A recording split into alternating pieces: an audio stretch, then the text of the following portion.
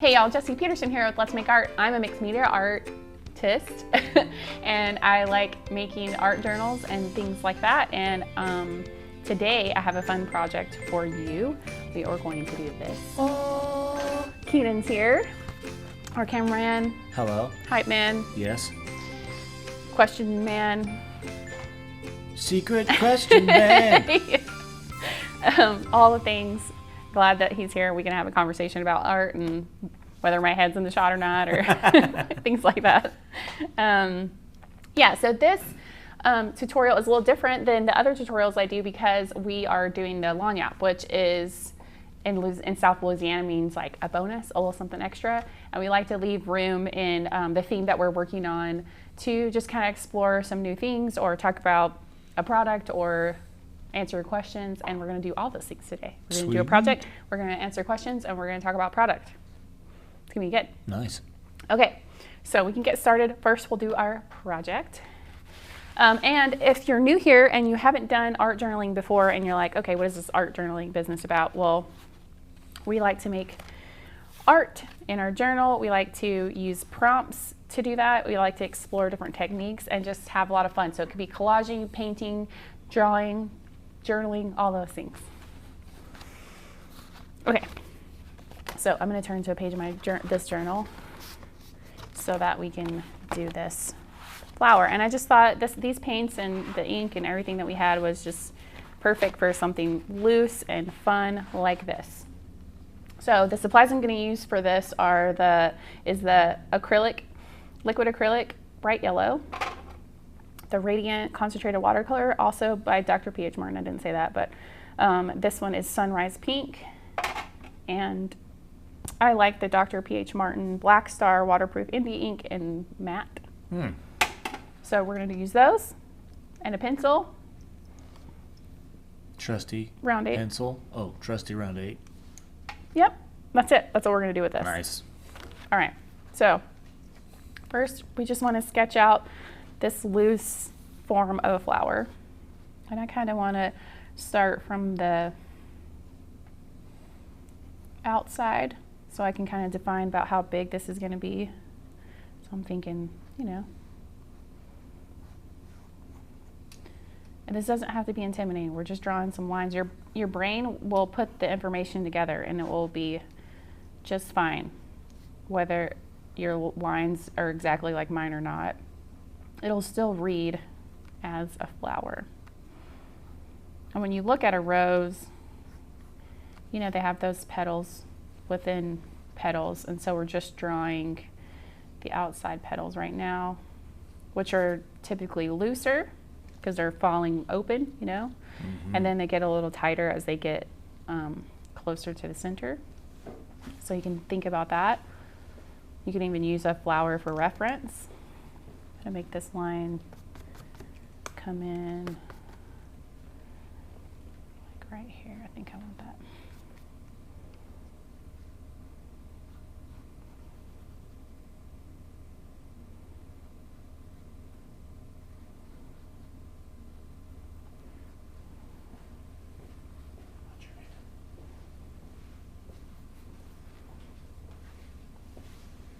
I always think that I can trust the microphones to ignore my whisper, but there's too many. Too many microphones? Or too many whispers? Too many microphones. All right. So you can add a couple of in-between layers if you want. Maybe that one's like a little crazy. I don't know. Ooh, that looks cool. I'm going to go with it. Just don't think about it too hard, okay? It'll all come together, and it's going to be awesome. Come together. That's all I know. I like that you're in a singy mood today. Yeah, it came out of nowhere. The singy mood? Yeah. Like you didn't wake up like that? No, I totally do. I wake up with a song in my head every day. What was the song in your head today? It's not necessarily like a song I know. It's just music. Oh, so you wake up with melodies in your head? Yeah. That's cool.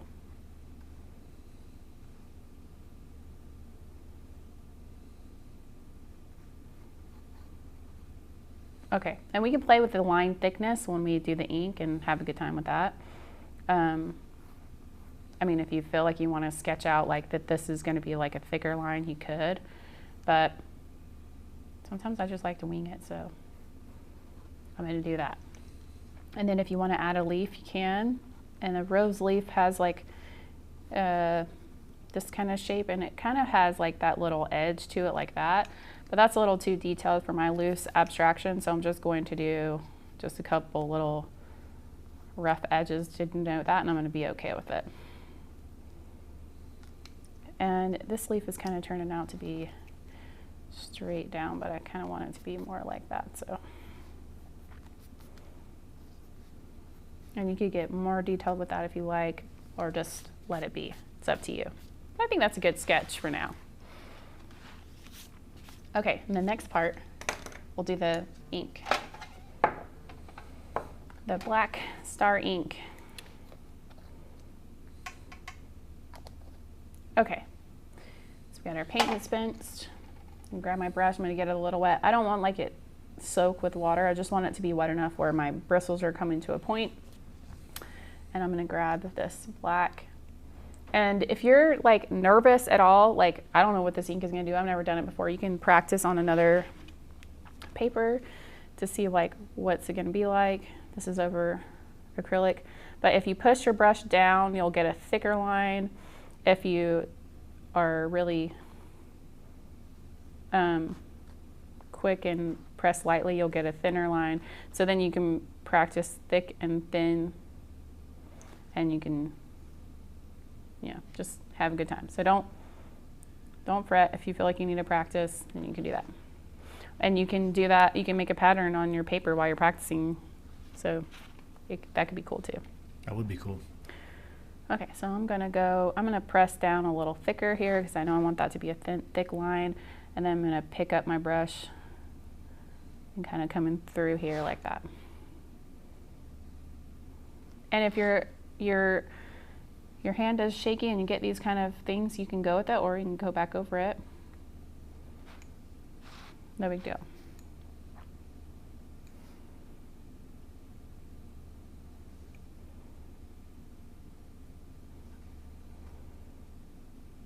So I'm just outlining my pencil lines. And if you end up like not following your pencil line exactly, you can always go back and erase those.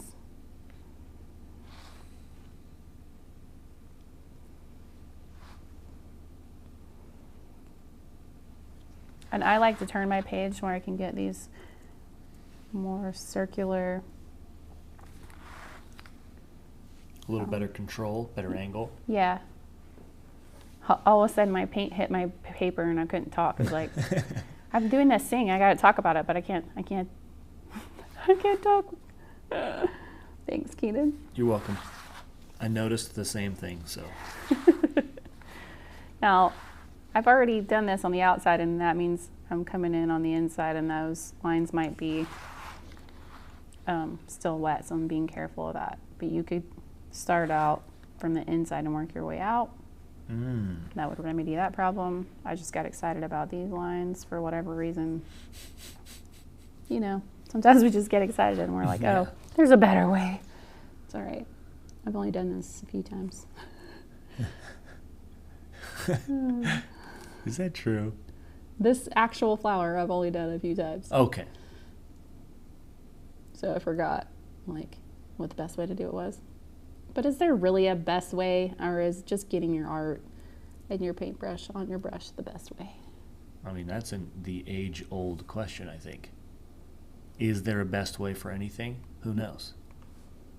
Is there a better way for you versus someone else? Yes. Well, what I think matters is that you're doing your best right now. Exactly. That's the best way. Okay. So I'm going to add a couple details, and you can just slightly get this a little bit more wet, and you could have like a lighter tone in there if you wanted. See how that's just a little bit lighter? Oh yeah. So you could thicken these lines with slightly different tone.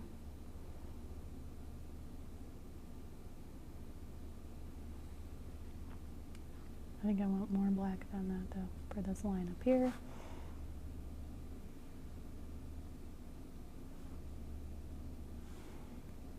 We're doing it. We're doing it. Yeah, that looks awesome.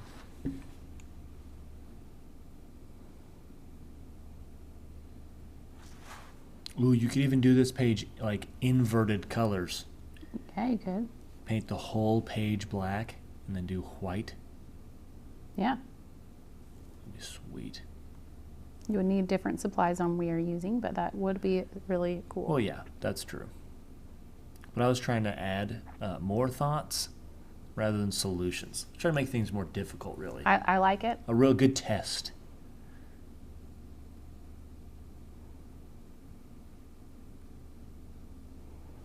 So yeah, I'm just thickening these up in some spots.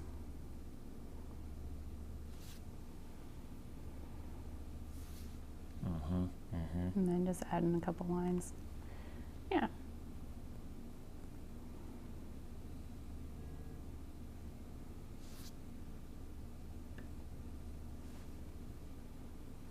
I'll go ahead and do my leaf.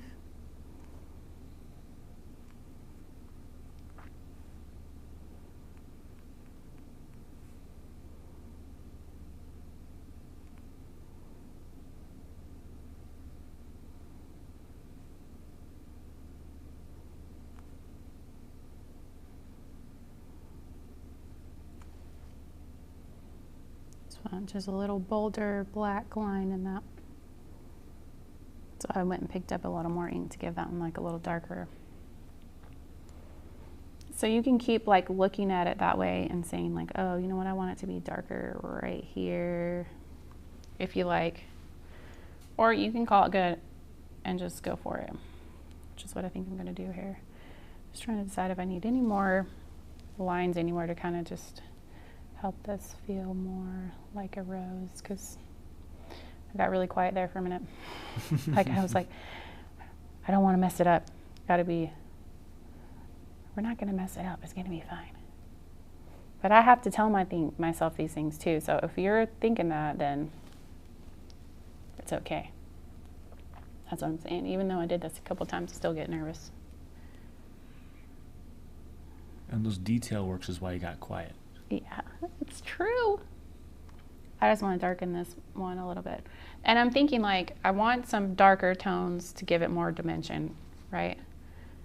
So you can do that with the ink, but it's going to do it even more when we add the paint. Okay, so let this dry for a little bit and then we can do our next step.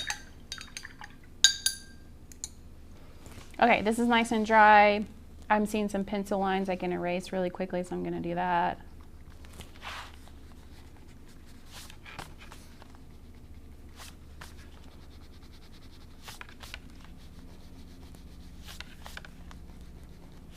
This ink is just so nice and rich.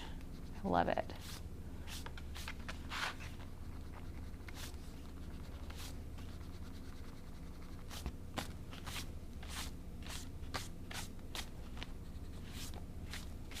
Okay, I think that's good. All right, now we got to play with coloring it, because now it's like outlined. Next step is like coloring page, you know? So we got our yellow. I'm genuinely excited about these colors. Sunrise pink, it's the best. And we're just gonna be loose about our, shake that up a little bit, got a little, there we go.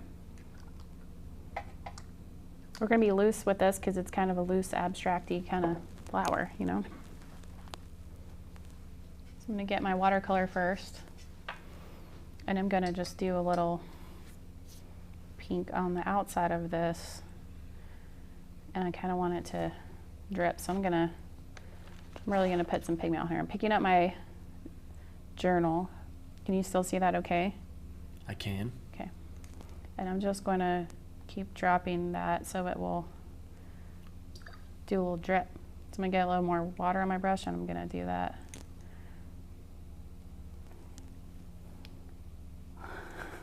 It's not obeying you. Come on. There it goes. Ooh, that looks cool.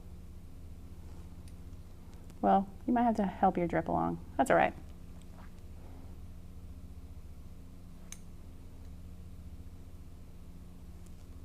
Still cool. So cool.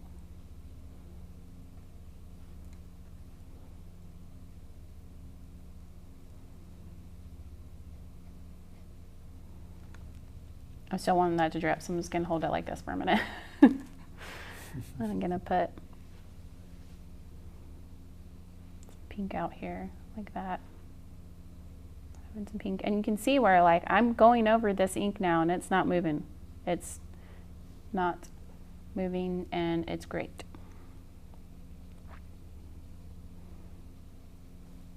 And vibrant. Look how bright those colors are. Yeah, this sunrise pink, when you take it out of the bottle, looks one way, and then when it dries, it looks Ooh, that's brighter. So I'm just adding pink in some places. Just straight pink where I want there to be pink, and then we'll do a little that yellow orange mix in here. When I was first deciding to do this project, we actually had some of those kind of flowers in the office that were the pink and the orange like rose, and it was beautiful. And I just thought I want a more extreme version of that. Hot pink. That's what I want. Extreme versions are the best versions. I stick to that. I like that. I like it. Okay, so there's a good amount of pink right there, and I think our drips are starting to think about dripping more, so it's okay. We can work with that. Okay, now, like a rebel that I am, makes me an artist. I'm gonna mix acrylic and watercolor because I can do what I want. Do it. To make it a little orange. So I'm gonna come in here and add some orange and some spots, and still doesn't move because that ink is staying put where we want it to.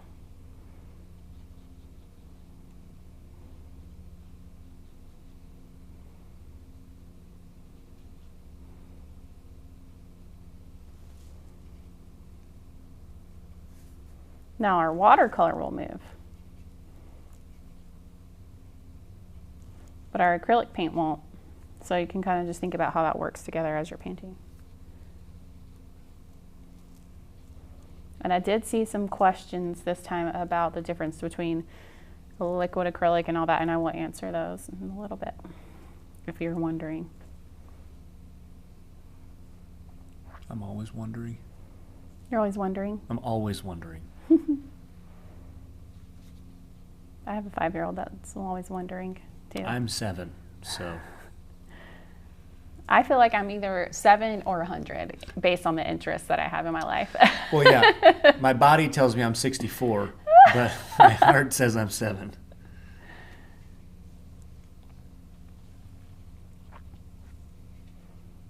I have lots of older lady friends that are teaching me older lady skills. I mean, do they have to be older lady skills? I think not. But they know so much, you know, like how to make the best biscuits and quilting, and so yeah, I'm all about the old lady skills.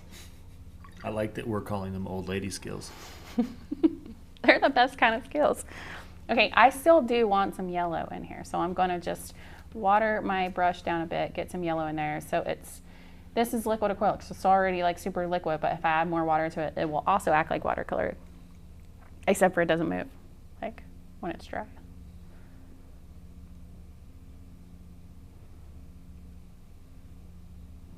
And I just want it to go out a little bit. I mean, maybe my flower doesn't have petals out there, but maybe this is the essence of my flower happening in the world. I don't know. I'm getting deep now. Yeah, you are. Maybe something's happening there. I don't know. And I'm not using as much yellow because I really want my pink to be my hero. But it's nice to have a couple pops of the yellow. I'm going to add a little. I do like the pink being the hero. I've really come to terms with pink in my life. I'm the only girl in my family and the only granddaughter. And my mom's an only child, so my grandma on my mom's side was really excited about me being a girl because I have 2 older brothers. And there's a lot of pink in my life. A lot of pink. And then one day I was like, no more pink. Like, I can't do it. And so I was anti-pink for a long time. But I'm warming up to it, y'all. I'm using hot pink right now. Yeah, you are. And I love it. So don't let those things limit you. You know, if you were once not a pink girl, you can be a pink girl. There's no rules. Yeah. I was kind of a tomboy too, so just the fact that I do my nails sometimes might be like against, you know, what people thought about me, and I'm okay with that. I was gonna say, my favorite tie growing up was a big pink tie with paisley design. Yeah? Yeah. I used to wear a shirt that said "Real men wear pink," and it was bright pink. So. Nice. And now I have 2 little girls, and one of them loves the color pink. And it's a little crazy. I think that has also warmed me up to pink, is having 3 girls. Mm-hmm. Mm-hmm. I'm into it.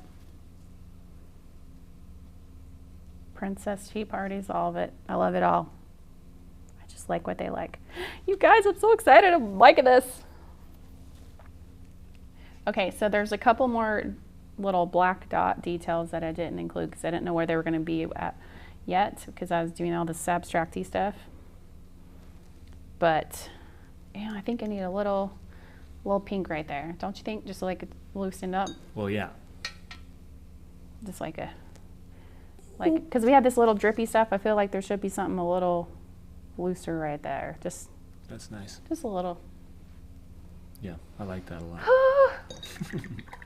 I was like, can I do this again? I mean, can I make it as cool as it was last time? Because I really liked it. It's funny when you get attached to something and you think, that's really cool. I don't know if I can do that again. You can do it. It might be different, but you can do it. But it is a kind of a thing sometimes we get psyched out about. Art. Okay. I get psyched out about like making a breakfast meal wrong. So art definitely psychs me out. Well, this needs to dry for a second. I could dry it really quick and then do the questions. So we finish this and move on, or I could come back to it. Let's start on some questions. Okay, we'll let that dry for a little bit. And we'll let that dry for a bit. I like it. So yeah, in our Facebook community, there are opportunities to ask questions, and I'll answer them here. And we have a few that have been collected that we are going to answer. We have 13 specifically. Okay. And we're just going to jump right in. So first question. I don't understand the differences. This is Shelley. Okay, by the Shelley. way. Shelley says, I don't understand the differences between liquid acrylic, regular acrylic, and ink. Okay. And how to decide when to use which. Any tips? Okay. I actually have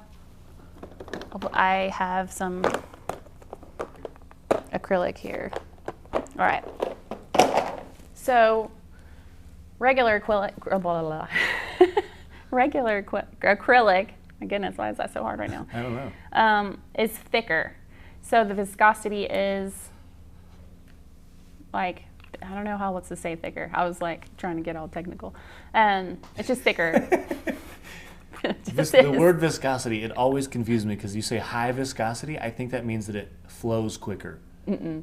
See, that's why I'm not well, sure. maybe it's just thicker. It's we'll just just stick with that. It's just a thicker The liquid. viscosity. So yeah, regular acrylic is thicker, and then even in different brands and whatever, you'll have some that are thicker than others. But liquid acrylic, it is more liquid and it flows more. It's thinner, or it flows better. It's just a more fluid version Hence of the acrylic. name, liquid acrylic. But all this stuff is kind of tricky, right? A cool thing about liquid acrylic is that you can use it with pens and brushes and airbrushes and markers and lots of other things. So if you were wanting to use it medium in that way, then you would choose liquid acrylic over this thicker acrylic. If you want something to dry quicker, that's kind of why I like using a liquid acrylic sometimes in my art journal, because it dries quickly and I can move on to the next step faster. And it is not as opaque usually as the regular acrylic, but I get around that by doing more layers. So if it's really like I want things to dry fast and I want to work in layers quickly, then you might want to lean towards this. Did I answer all of that? Yes. Yeah, okay. So, yeah. Oh, and ink is kind of used interchangeably. Like with liquid acrylic from what I can gather and what I've used. And you can mix it, right?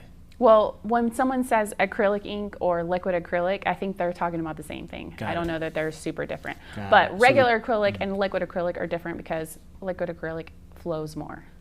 Got it. Okay, sweet. Cool. Thank you. Yeah, thanks, Shelly. Those are like kind of tough things to like, you know, figure out. So I'm glad you asked because I bet other people would benefit from that question. Oh, yeah. Okay, question number 2. Janine. Hi, Janine. Janine asks, what can we put on the pages when we're finished to keep them from sticking together? Okay. Well, simple answer is baby powder. Sometimes if I have like a ton of acrylic stuff that's like kind of feeling sticky, especially if you're in a humid climate, I just sprinkle a little baby powder and I just kind of run my hand over it, especially if there's a sticky part, and kind of just smooth it around. And that helps my pages from sticking. If you were already experiencing a sticky situation and you've got 2 papers stuck together and you're like, I don't know what to do now. I don't want to rip them apart. What if the paper rips off or the paint? One thing that you can try as a last ditch effort is put it in the freezer because it will get cold. What? It will contract and you might be able to get them apart easier. Oh, snap. I use my freezer for art remedies all the time. Sometimes when I'm painting at my house with, we're painting the walls of our bathroom right now and I am done for the night, I will put my paintbrush in a Ziploc, put it in the freezer because I know I'm going to come back to it the next morning and then I don't have to wash it. That's just laziness, but it is a tip. But it's a pro tip. Yeah, so the freezer will help with that. And I have been testing some other products that are sort of like a wax product that if I'm feeling good about that, we might share some of those later. But good old baby powder works. I've heard of people using like a white candle and like rubbing that on their page, and they have had some good luck there. I just haven't had a white candle around to try it, but baby powder works. Interesting. Okay. Next question, Linda. What is the difference between the India ink from this month and the matte black liquid acrylic from last month? That is a great question because they probably do seem similar. Their way that they flow. Also, yeah. When she says this month versus last month, if she you're meant not September. If you're not a subscriber, it's a subscription box item. Yeah. So if you didn't know that and you're just tuning in and seeing what's all about, we do these tutorials for free and like teach all these things, but we have a subscription box that has the supplies if you want to follow along with us. And I don't know, it's kind of like having a gym buddy. If you want to commit to doing art regularly, then it's kind of a fun way to do that. That's true. Because you got the supplies and you're ready to go. I agree. So yeah, in the last theme that we worked in, there was some liquid acrylic that was black. Now the ink has different ingredients. It has a high carbon content in it, and I would say the advantage of using this over just that black liquid acrylic is the line integrity. If you're working on something super detailed, and this isn't super detailed, we could probably have done this with whatever, but I thought it might be fun to introduce you to that because you can get a really nice, crisp, beautiful line with this kind of ink, and the pigment, is rich. The carbon makes it really dark and nice that way. Nice. So that's the difference. And if they have time, you guys should look up the history of India ink because it's a little interesting little. Yeah, Keenan was learning history. new things. It was kind of fun. It was nice. Okay, next question from Nancy. Would you explain gesso and whiteout, and do you recommend spray adhesive? Yes. Okay, I can explain those things. White gesso or clear gesso basically is used to prepare a ground. And when I say ground, I mean the surface of which you're going to paint on, because it might be a journal page, it might be a canvas, it might be some other substrate. But basically it prepares your surface in order to take the paint better. And so it strengthens the surface so that your paint doesn't break down that substrate over time.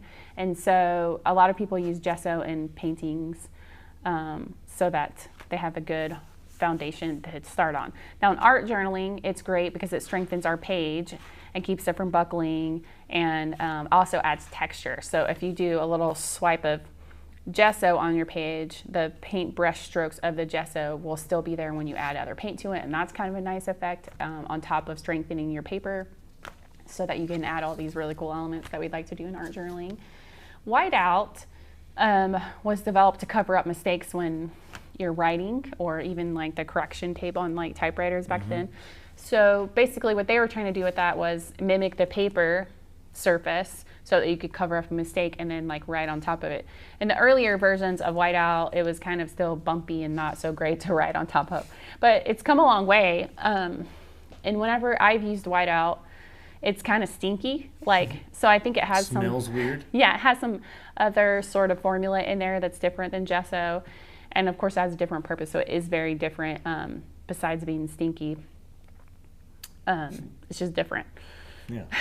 Different and purpose. Then, yeah, so it has a different purpose. It's kind of like a solid film that like helps hide that mistake, where gesso has a tooth to it and it's going to protect your surface and like give you texture to paint on. Let's see. And the other question was, what I recommend spray adhesive, right? Yep. Spray adhesive, if you aren't familiar with that, comes in a can and it's glue that's like aerosol. And I used it a lot when I did more graphic design, when I was designing posters and we're putting it on mat board to do, you know, presentations and things like that. And it works great, especially if you just want a nice even amount of glue on the paper to stick it to something. But I wouldn't recommend using it indoors without ventilation.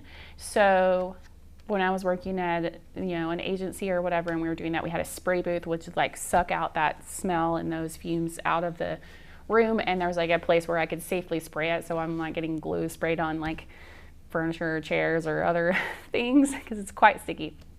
So I kind of love Yes Paste because it's easier, and that's why I use it here. But you can use spray adhesive if you like. I would recommend using it outside. Okay. Because it gets sticky. Yeah, it gets sticky, and the fumes Spreads can everywhere. be not great to breathe in. Ugh. Yeah, but it does work effectively. Now, the one thing about it is once you stick it down, it's not like as removable. Like it's. Oh, so it's trustworthy for strength. Got it. Yeah. Okay, thank you. Question number 5 from Debbie. Did you go to art school? I did. I first got a degree in graphic design, and then I worked at an agency for a while. I started out doing agency work, so like whatever that TV show is with the guy who's the advertising, what is it? You know what I'm talking about. I can't remember. I'm so bad at this game. I can't believe I even mentioned it. What you talking about? It's like where they show like the guy in the Dirty 50s. Jobs. The guy in the 50s who's like the ad man. How I Anyway. Met Your Mother. No, he is just throwing out the stuff that's not even making sense. Anyways, you know, a traditional advertising agency where you are making ads and print work and commercials and stuff like that for Nick at Night. companies. This guy. I'm still trying to like actually remember it. Mad Men. Oh my gosh. There you go. So I worked at an agency like that on the Gulf Coast for a while. It was super fun. And I liked it. And I think I went for graphic design because I was like, I want to be an artist, but also I don't want to be poor and like, you not have a job, because everybody discouraged me from being an artist because it was like, what are you going to do with that? So I was like, well, I have to have a skill set that's going to like help me. But I realized that I kind of like still wanted to learn about painting and fine art and drawing in that capacity. And so after Hurricane Katrina, which was kind of crazy for me, I lost my portfolio. And I mean, even the agency that I worked in and the other places that I worked in were completely destroyed. Like I was like, no proof of like what my life was or what I made. And I was like, I think this is a good opportunity to go back to school. I'm going to do fine art. And so I was able to build my portfolio knowing that as a graphic designer, it would just strengthen my strengths and I could learn some more. And if I wanted to kind of deviate from that advertising agency kind of career to something else, then I would have the opportunity. And I did that. And I did more illustrative work, and I started doing stuff with companies like Target and retail stores like Michael's and Joann's to do products with paper design and stuff like that. And it was a lot of fun. I really enjoyed that. And so those all kind of led to what I'm doing now, just Nice. fun. So yeah, I have a graphic design background, and then I kind of went more fine artist after that. So that's a long answer, sorry. That was a good I got answer. excited though. That was great. Okay, question number 6 from Rebecca. What is your favorite Halloween treat? So sometimes we run through some of these questions as prepare, and other ones we're like, yeah, I can answer that, I can answer that. Okay, good. And when we were talking earlier with Keenan, I said, I think apple cider is my favorite Halloween treat. And he was like, that's not a treat. I'm like, it seems like a drink. it is a treat, though. I love making apple cider or caramel apple spice or mulling spices. Like my whole house to smell like fall on Halloween. And I love drinking it and just sitting around, you know, having all the fall vibes. But fall vibes. I crave Rice Krispie treats around Halloween. Oh, yum. Okay. I love those. I crave them 2 times a year. I always crave them in the fall, and then like when it's summer and you can like take a Ziploc bag of it and go boating, like, and you just have a snack after you've been like out boating or whatever. But yeah, Rice Krispie treats and apple cider. What about you, Keenan? I use Halloween as an excuse to start eating pumpkin pies regularly. I like that. I usually eat them without a fork. I just grab them out of the pan and hold them in my hand and eat it like a giant cookie. I need to witness this. I have a picture of it. I just hold it like this, and I look like a little kid. Can we put that picture? I'll find it. Okay. I like it. Please share your other fall treats. We always want more treat ideas. Yes, please give us ideas.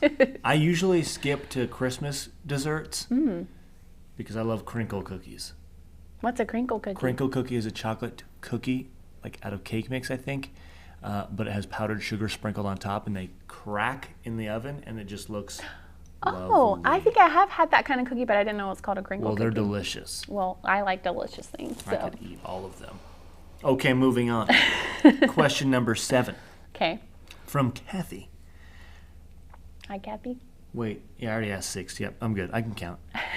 How do you find the collage ideas? Collage paper. I love that part of the creative process of, making all these things. I like to do a mood board, which basically is like I just gather things that I'm excited about that kind of have the same vibe, and I work kind of in a theme that way. And a lot of times the collage paper is like the first step of me deciding like what the theme of the box is going to be. And I collect weird old papers like in antique stores sometimes, like ephemera that way, or even like textures. You said ephemera that way? What is ephemera? It's like just like old papers and stuff that have like a vibe. Like it could be like lace or like a border off of something, or okay, that kind of thing. And so I will kind of put those things in a document and kind of look at them and think, okay, this fits, this doesn't fit, I like this, I like that, and then it just kind of comes together. It just, I don't know, it just kind of flows. Yeah, nice. Sometimes it flows faster than others, but all right, cool. That's how I do it. And I'm a graphic designer, so I'd scan those things in and I arrange them in a way that, I like, and then I get it ready for print. Nice. Okay. Question number 8. Thank you for answering question number 7. Question number 8 from Jennifer Boyle. Would you consider doing a project tutorial with someone else occasionally? I loved that one time you had Sarah on, and it's not only fun to see others take on a project, but really provides a lot of learning opportunities. Yes. I want to do that more. Yes.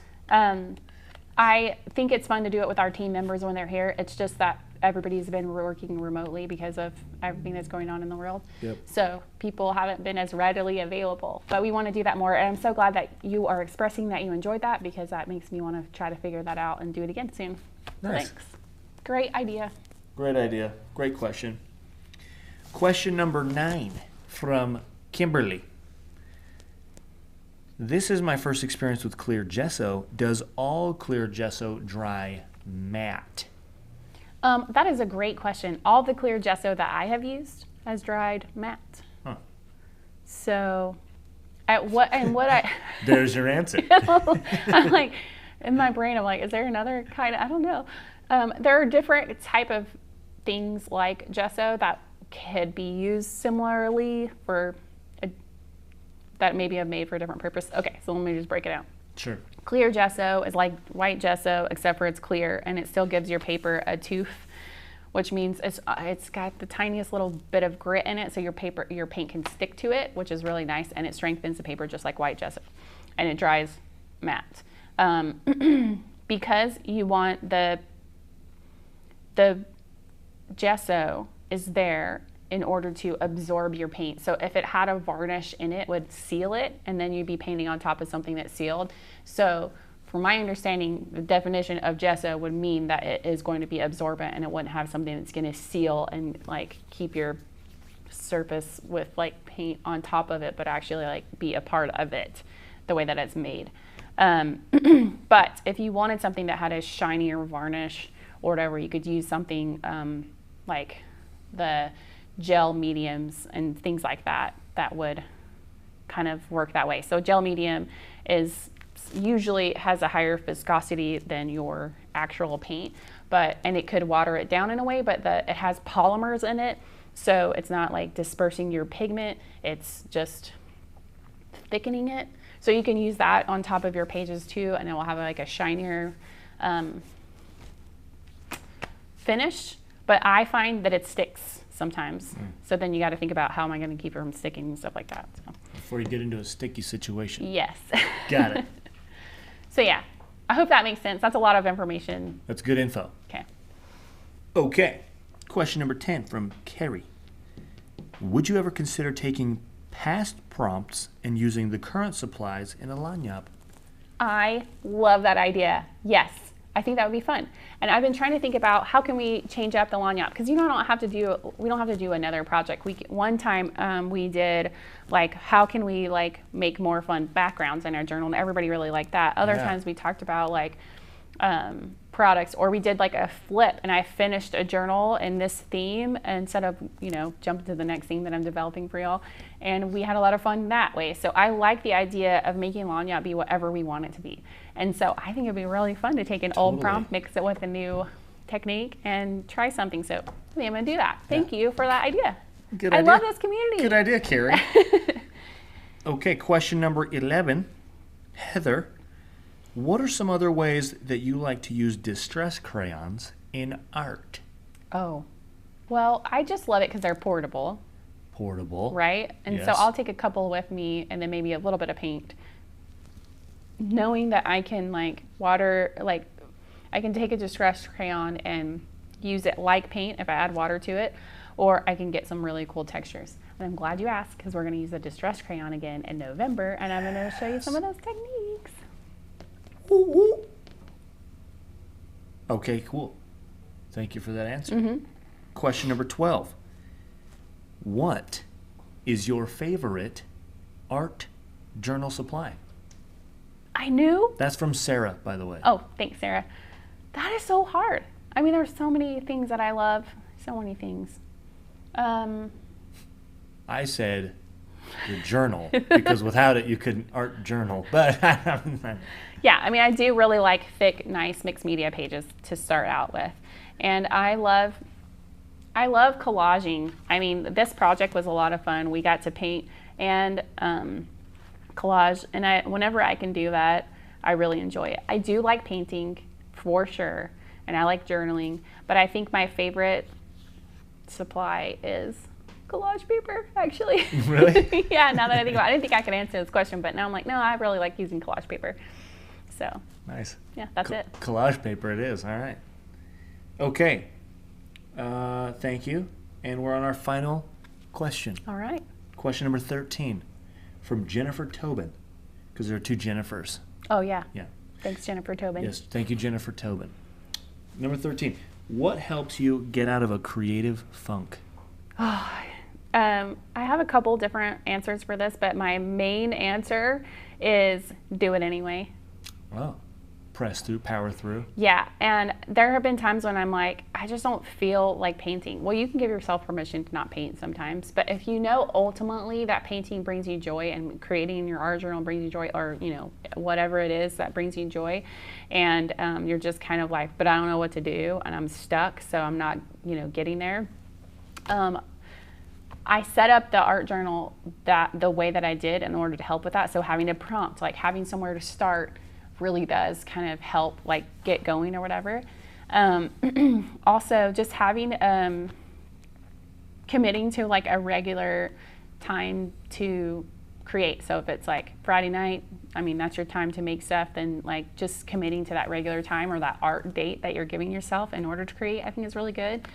Yeah, or changing things up. I really liked working in this way for this journal because we are refashioning some things. So you can take something that you've done before and change it up. So like this project that we worked on, which we painted something and then we cut it up and rearranged it, is a really fun like project, but also I think it helps you get out of a funk. So you can like take something that you made that you're just like whatever about, cut it up and like, you know, see where it takes you. So things like that, for sure you can do.